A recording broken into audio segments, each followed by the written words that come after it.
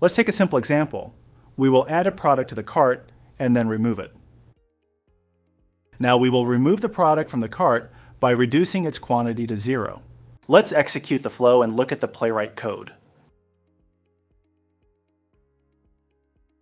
Now let's validate that the cart is empty.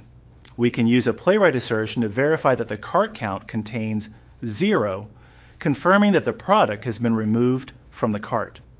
In Leapwork Play, this assertion is represented as a validation step, allowing us to verify the expected state as part of the test. Let's now run the flow and see what happens. The validation passes because the cart count is now 0. That's how easy it is. Once we remove the product, we simply check that the cart count is 0. The toContainText assertion makes this quick and easy. Just verify the expected value, and Leapwork treats it as a validation step.